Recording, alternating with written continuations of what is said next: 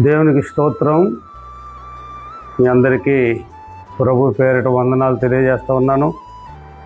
బాగున్నారమ్మా?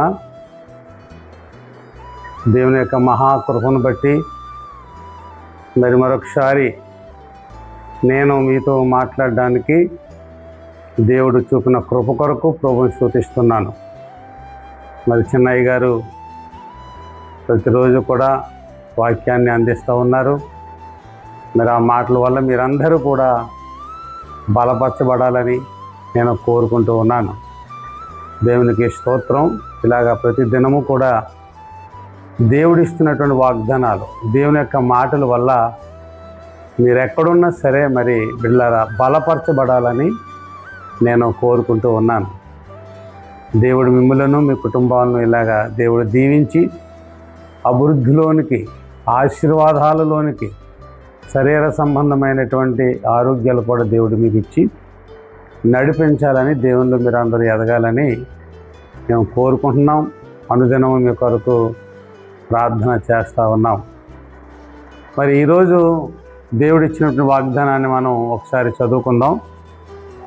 చూడండి, మీరు కూడా బైబిల్ గ్రంథాన్ని చూడాలని మనవి చేస్తూ యాకోబు రాసిన పత్రిక 4వ అధ్యాయం 7వ వచనంలో ఈ విధంగా రాయబడి ఉందండి. కాబట్టి దేవునికి లోబడి ఉండుడి, అపవాదిని ఎదిరించుడి, అప్పుడు వాడు మీ వద్ద నుండి పారిపోవును.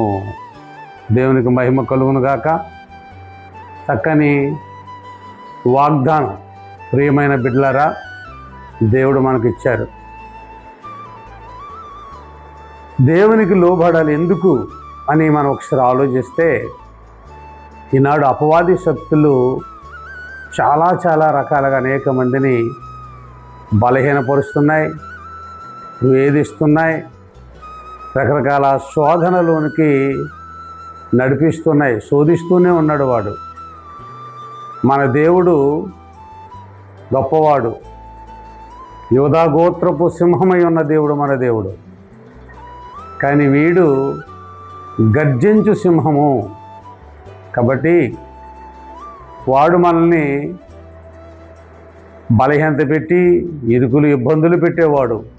కాబట్టి వాడిని మనం యోధా గోత్రపు సహాయముతో, సింహమైన మన దేవుని సహాయముతో, ఆ యోధా గోత్రపు సింహమైన దేవునికి మనము లోబడి ఈ యొక్క గర్జించు సింహమైన అపవాదిని, సాతానుని మనము ఎదిరించాలి. ప్రార్థన ద్వారా ఎదిరిద్దాం, విశ్వాసము ద్వారా ఎదిరిద్దాం, స్తుతుల ద్వారా మనం ఎదిరిద్దాం. దైవ సన్నిధిని ఏర్పాటు చేసుకున్నట్టు ద్వారా అనుదినము కూడా మనము ప్రభు దగ్గరికి వచ్చడం ద్వారానే వాడిని మనము ఎదిరించవచ్చు. అలా ఎదిరిస్తే ప్రిపిటర్ వాడు మన యొద్ద నుండి, మన కుటుంబంలో నుండి కూడా వాడు పారిపోతాడు. వాడు లేడనుకోండి, మన కుటుంబంలో సంతోషం, సమాధానం, ఆనందం, ఆరోగ్యం, ఆయుష్కాలం, అభివృద్ధి అన్నీ కూడా ప్రభు మనకి ఇస్తారు. నా ప్రియమైన సహోదరి, సహోదరుడా, మరి యొక్క గొప్ప వాగ్దానాన్ని బట్టి మనము దేవుడికి లోబడినప్పుడు మరి అపవాదిగాడు మన యొద్ద నుండి పారిపోతాడు. ప్రార్థన ద్వారానే మనం వాడిని ఎదిరించగలము, జయించగలము అని నేను మీకు తెలియజేస్తూ ఉన్నాను. కాబట్టి ఆ విధముగా మీరందరూ అపవాదిని ఎదిరించి దేవుని మెండైన దీవెనలు, సంతోష సమాధానములతో మీరందరూ ఉండాలని, ఆయురారోగ్యాలతో మీరందరూ ఉండాలని కోరుకుంటూ ఈ యొక్క వాగ్దానాన్ని మీకు తెలియజేస్తూ ఉన్నాను.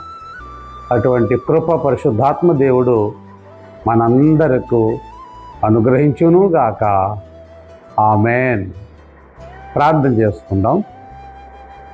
ప్రేమగల తండ్రి, దయగలిగిన దేవా, మీకు వందనాలు, స్తోత్రాలు ప్రభువా. ఇదిగో నాయన, ఈనాటి ఈ వాగ్దానము ప్రకారముగా మీరు మాతో మాట్లాడుతూనే ఉన్నారు.